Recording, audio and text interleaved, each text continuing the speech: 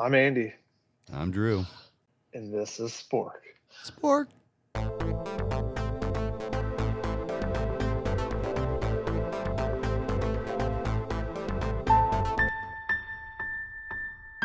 This week on Spork, we are wrapping up the second part of our NFL draft, where we are bringing the greats from the past up to current teams this season to help them, make that playoff push and maybe rewrite their seasons entirely and get them into the Super Bowl. So, last week we did defense and a little special teams because I had Deion Sanders. I think most of those players will not be eligible this week, meaning Deion Sanders and William the Refrigerator Perry will not be draft eligible as they are already spoken for in the current era. They're already off the board. Yep. So we'll, to go over the ground rules if you didn't listen to last week. So we are anybody that played prior to 2005 is draft eligible. And the thought is that they would be plucked out of history, but brought up with some of the modern training and conveniences of the modern era so that they're not completely transported in time. They'll be built for the modern game, not for the game they were in at the time, right? Yep. And we'll go back and forth with our picks. And anything I'm missing there? No, I think that covers it. I think since I went first last week, I think it's only right that you go first. All right. 3 picks each? 3 picks each, back and forth. All right. Do you think this will be like a regular NFL draft where we pick like offensive linemen, or you think it's all quarterbacks? I have a mix. Spoiler alert. All right. Well, here you go. You mentioned it last week. Joe Montana to the 49ers. This team has not had a quarterback. They need a quarterback. And you bring him in, I mean, it changes their entire game plan, right? I mean, I feel like Brock Purdy's in, he's out. At that point, I don't think it matters whether Christian McCaffrey's even playing. Just assume he's not because he's, you got Joe Montana now. That's a Super Bowl team. I think it's great. I think it's great because it's this iconic guy going back to his iconic team. It's so funny. Like I'm trying to picture him in this offense. It's like it's like a cheat code, right? You throw him out there and you say, "Hey buddy, you're gonna sling it and everybody's going to be open." Like you just pick whoever you want. Yeah. Well, and I feel like they've been good, but they haven't been able to really get over that hump. And, he's a guy that in the 4 Super Bowls he was in, 11 touchdowns, 0 interceptions, so he thrives on that intense pressure.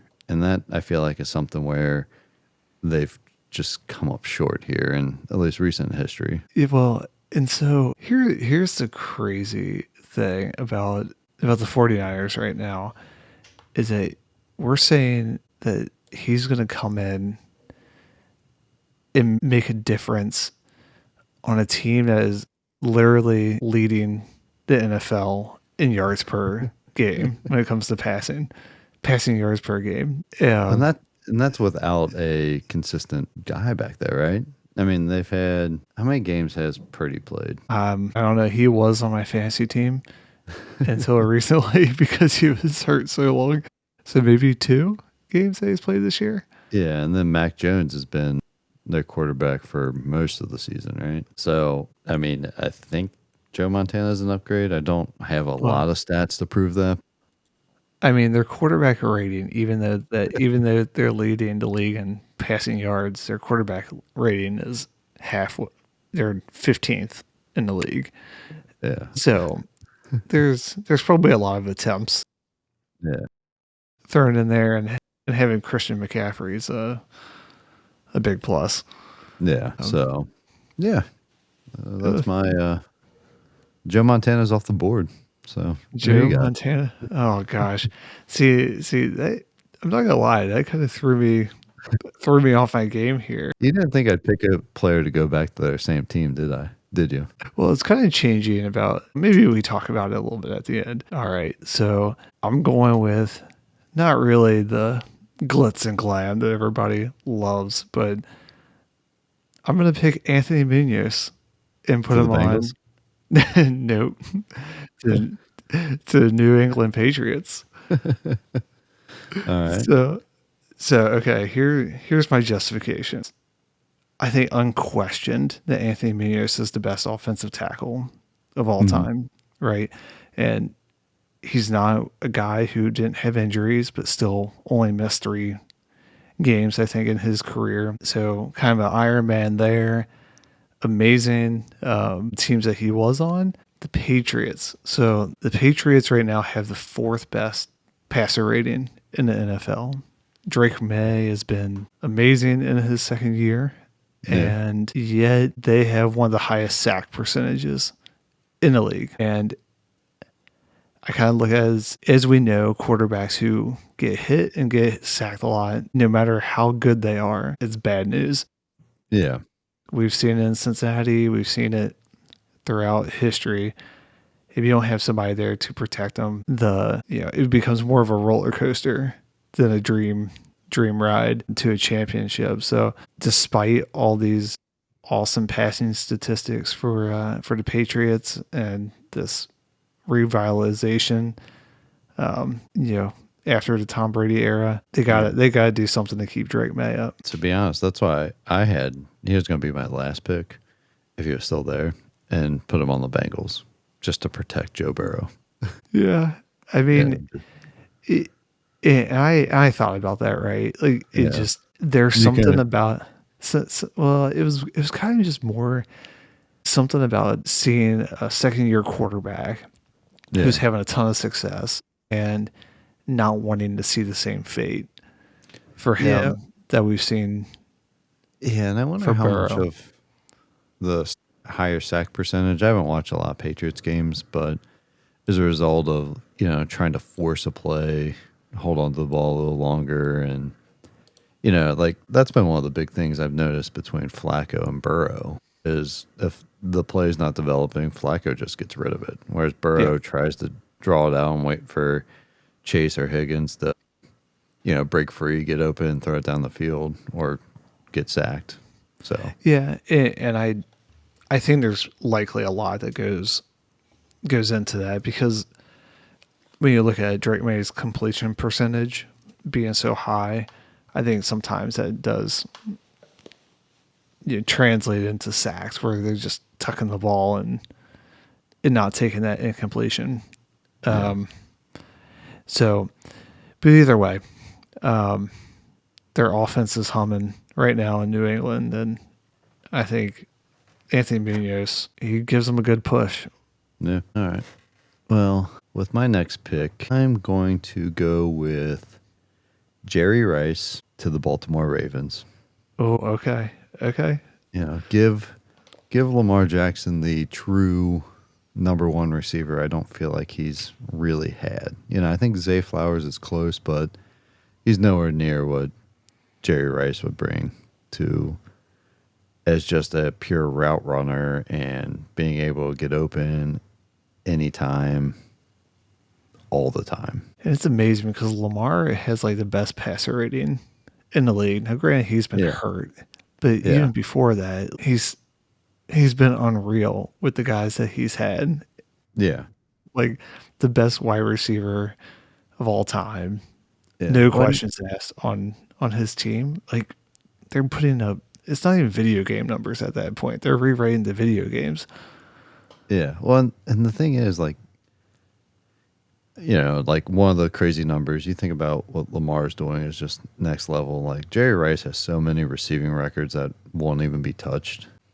And, he had 22 touchdowns in a season, which doesn't sound like much now that they're playing 17 games. But that was in Mhm. 12 games in 1987. So he had 22 touchdowns in 12 games. It's crazy. You think about some of those extended plays where, the first look's not there. Lamar's, starting to scramble around.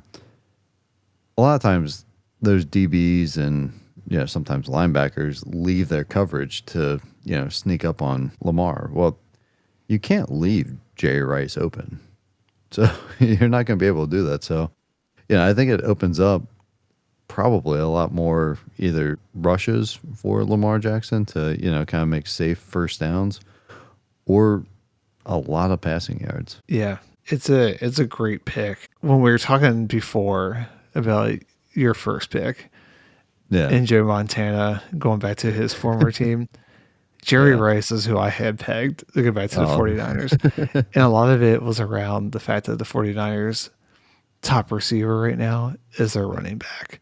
yeah. And they were still leading the league in passing yards per game.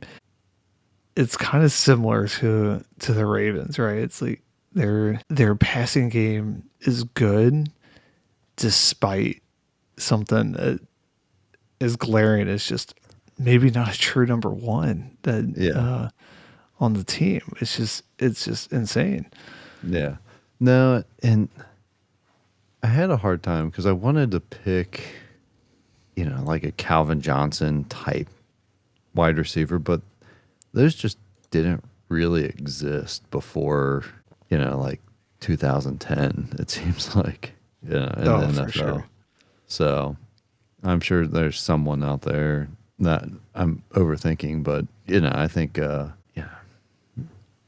you can't go wrong with Jerry Rice. Can't do it. Over to Oh, you with your all pick. right. Man, I wish there was a clock. I'm like at this point now where I have a few guys left on the board and I could justify picking any one of them. So at some point I'm going to have to talk about them, whether if we don't make it to them. All right. I'm going to take my first quarterback off the Okay. board. I'm going to pick Dan Marino Okay. to the Minnesota Vikings. Man, that's a good one. But I had Marino as well, just going elsewhere. So go So, on. yeah, Marino. I guess first I'll start with the Vikings. Yes, they have a young quarterback, and yes, they're trying to figure out what they have. I say, heck with that. You're too good of a team to have the fourth worst passer rating in the league Yeah. when you have Justin Jefferson and Jordan Addison on the Yeah. field together.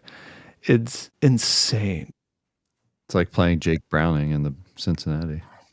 I mean, right? It's something where you see in Cincinnati what Joe Flacco has done with two amazing receivers. Yeah. Minnesota should be able to do the same thing. I Yeah. don't I don't get it.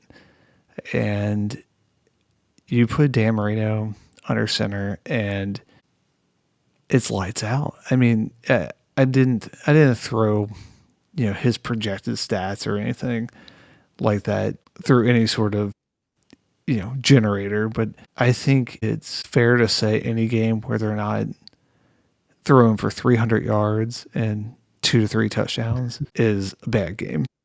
Yeah. I mean, you think about Marino in his second season, which was just crazy. He threw for 48 touchdowns and 5,000 yards that year. And he threw the ball, what is it, almost 600 times. And that wasn't even the most he threw it in his career. So he's going to be very pass happy. And Oh yeah, for sure. I mean, he might be, you think of that back then, it wasn't the same kind of league as it is now. Like those are numbers that guys put up these days not regularly, but they're More sniffing often. close to that, right?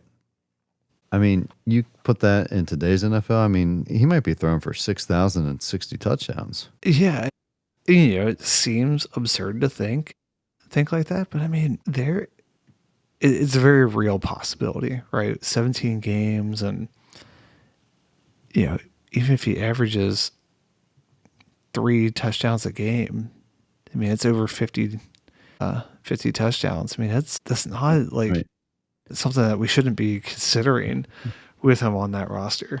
He had 16 more touchdowns than the next closest person that season. So he had an extra touchdown every game. Wow. Yeah, and the next closest yardage was almost 10% behind him at 4,600. So yeah, it'd be amazing to see, I think, what a talent like that could do today. I So you, actually just where I had him going. So the Jets actually took a different quarterback 2 picks right before him. And I was going to, or 3 picks. They picked Ken O'Brien from UC Davis instead of Dan Marino. interesting. I had him going to the Jets because the Jets have some pretty good,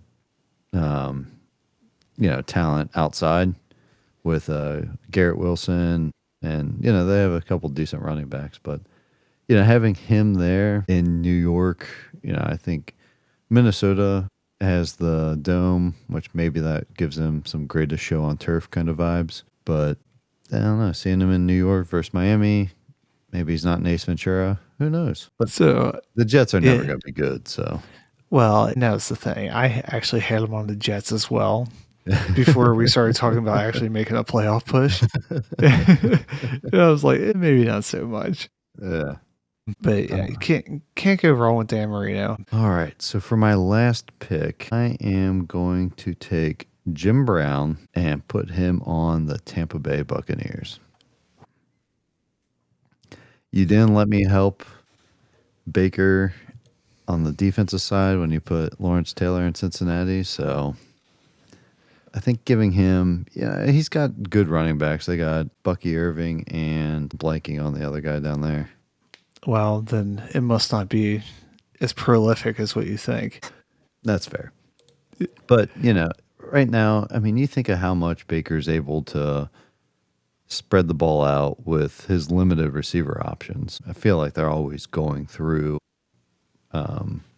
they've had some pretty bad injury issues this year, but you put a guy like Jim Brown who averaged 100 yards a game for his career, and you put him here, it's almost like the Derrick Henry of, the last 5 to 10 years, but running harder, I feel like, and probably just running through that NFC South that, I mean, you've seen what Carolina's running backs have been able to do.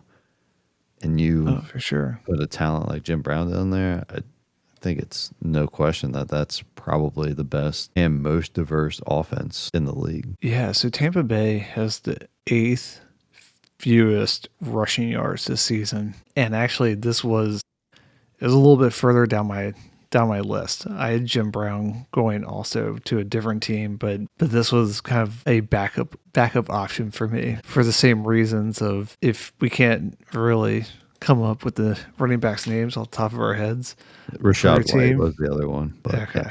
Yeah. Fair I enough. looked it up. So I mean, but I guess all that said, it's they if they had a guy like Jim Brown, somebody who could do everything that you mentioned, they're so sneaky good Yeah. and just a competitive group of guys. And I don't know. I mean, Jim Brown was so far before our time. It's hard to know, but it's just I imagine he had that same competitive edge. I don't know. I think it's a very big vibes play as well. Like that team would have some serious They'd have some good mojo. guts, some Yeah. good guts. Yeah, yeah, for sure, for sure. Yeah, I would. I don't know. Just like on a more personal sports note, I need to dig up some of those Jim Brown like old Yeah. movies and watch them because the way he's talked about, Yeah. it was like he was truly unstoppable for that era. And that When you was say during when you say the movies, are you talking about the movies he filmed as an actor, or are you talking about like film reels? no film reels. Yeah, no, good call. Good call. How did I forget that he was actually in movies? He's big time. Oh, I mean, I think he quit, right, to go film movies. Basically, what was it? Yeah, he quit at almost the height of his career. It was 65, so he was only in for 8 years. He had just won MVP and basically retired. So I mean, their head probably at that time of his life that was more lucrative to go into that. did you know in college he also kicked extra points? I did read that. I thought that was going to be one of your defensive picks, your defensive special teams. Jim Brown kicking and doing a lot of other things. No, I don't think any kicker from any even 10 years ago could do what the guys these days are doing over 60 yards. I mean, it's just insane what they're I think they Yeah. juice the balls, but I started to go down that rabbit hole on kickers recently, going through all this. I was like, oh, maybe I could throw one on the Packers or something since they seem to be struggling, but I'm not going to waste a pick yeah. on that. All right. Man, that's amazing. You know, I have like no other options. I hate that I'm now on to drafting a player to a team that I've already drafted. Offensively? Yeah, Man, you're I making some know. team really good. I know. And I hate this. I'm trying to decide if I need to do a quick pivot here, but I don't want to sit here and, droll up a whole bunch of, busy time. But All right. let So me who you see. got? I had Marshall Falk going to the Vikings. Okay. This was my pick if Dan Marino got picked Yeah. before because I wanted to put a team on or I wanted to put somebody on the Vikings. And you talk about like a running game that you can't really speak of. The Vikings. I mean, for all their receiving weapons, like their running game has a lot to be. I was thinking. I was looking at Marshall Falk's season in 2000 when he won the MVP. Got I was gonna say they got Aaron Jones back though. He's had a couple decent weeks for him here recently. Yeah, he has. But he's not Marshall Falk. He's not Marshall Falk, and I looked at it. I was like, man, he's that season alone was he had 26 touchdowns, 18 rushing, 8 receiving. He finished his career, I think he was the only player to ever have 12,000 yards rushing and 6,000 yards receiving. And you start you put him in the backfield with that receiving ability with the two primary wide receivers and their tight ends. Yeah. I think even their current quarterback could actually get them into like middle of the pack in passing yards and Yeah. passer rating. Yeah. No, it is weird because I don't really he's not the one that sticks out to me as the running back that is great at catching the ball. Obviously, the stats speak for themselves, but the LaDainian Tomlinson's the one that always sticks out in my head. Mm-hmm.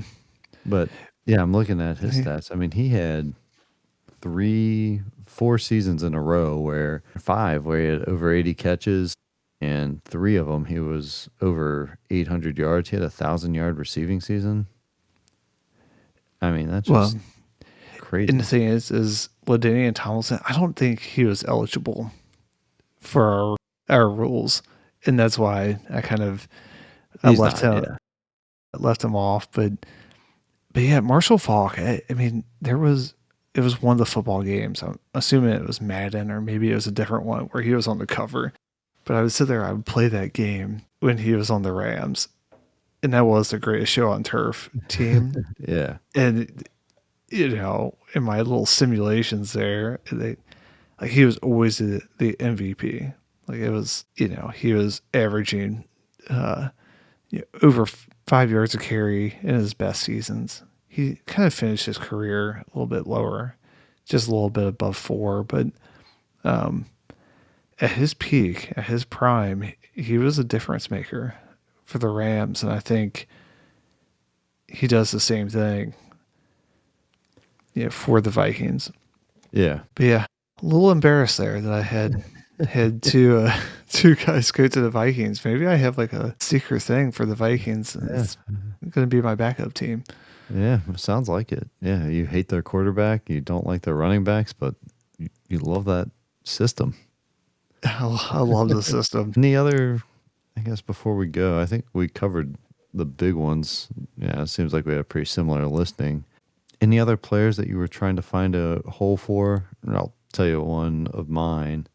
Yeah, go ahead because I actually went through all 5 of mine. That's Yeah. why I ended up with that last pick. Now, there's some great running backs, going back, you got like Walter Payton, Barry Sanders, Gale Sayers, Mm-hmm. trying to find like a spot for them or even Eric Dickerson. And it was the running backs of that era and that style where it's speed and splash, like Grant, nobody runs like Walter Payton, but like Saquon Barkley gets close, right? He's got some of that finesse along with the power, but he's not near, kind of the aura that Walter Payton has behind him.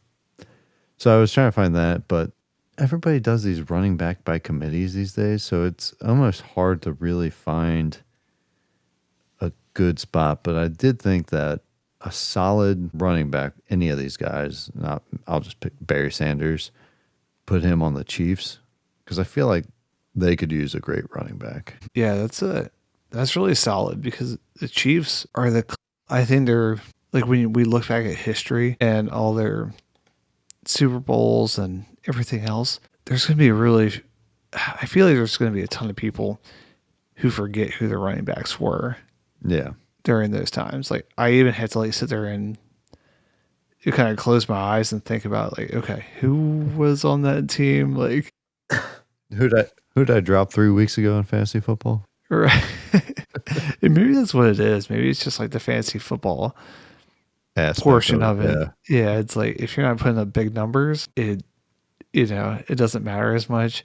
Yeah. And then like I look at even just the team rankings and some of my justifications for my picks, it's like San Francisco arguably has one of the best running backs in the league, and yet they are averaging the fewest yards per attempt rushing.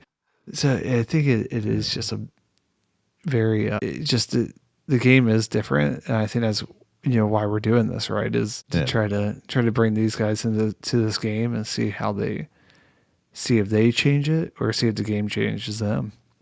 Yeah.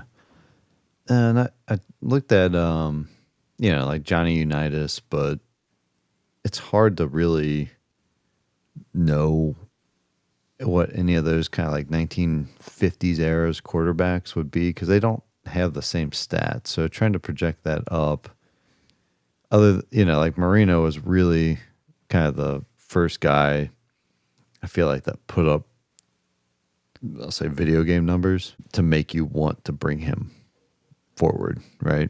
Oh yeah, for sure. And then the other guy, John Elway, but he's playing baseball in our hypothetical universe, so he didn't even play for the Broncos. So Yeah, that's so true, isn't it? Yeah. It went just like looking at all the offensive players. I mean, it's very running back focused when you look at like the greatest of all times from like the past generations. I think that's just because of how much the game has changed. If we yeah, were looking at this and so limiting ourselves to 20 years ago, like bringing it up to 10 years ago, I think it opens it up, to more wide receivers and yeah, quarterbacks and some of the big hype guys that we have now that we didn't have before. yeah. And I guess maybe Marvin Harrison or not Marvin Harrison. It'll come to me. Which team? Cowboys. Was it Marvin Harrison? He was Colts. No. Yeah, that's right. He's Colts. Michael Irvin. Michael Irvin. Yeah. When did he retire? I don't know. I think he probably would have been eligible for this. Yeah, because like Emmett Smith was 04, so he was technically there too. But yeah, I was just trying to think of other ones, and like tight ends are another one that I feel like within the last 25 years that position has kind of changed to be more of a big receiver and less of a blocking 8 times a game. So yeah, Irvin retired in '99. Yeah, he was inducted into Hall of Fame in 2007. Yeah, I guess on the list of 100 greatest players, he was 92. yeah, How about that? Yeah, like I said, the offensive side, it wasn't hard. It wasn't difficult to find names. It was a little bit more difficult for me to find where they fit, yeah. just because things I think are a little bit more difficult to translate into today's game. But Well, that's all I had all right. for draft. Yeah. Sounds good. Well, we'll call it there. And good luck to all the super teams that we have now made, especially the Vikings. Congratulations on your picks. Yeah. Two top six picks. Way to go. All right. And that's a wrap for today. Thanks for listening. Don't forget to subscribe and share, and be sure to tune in next time.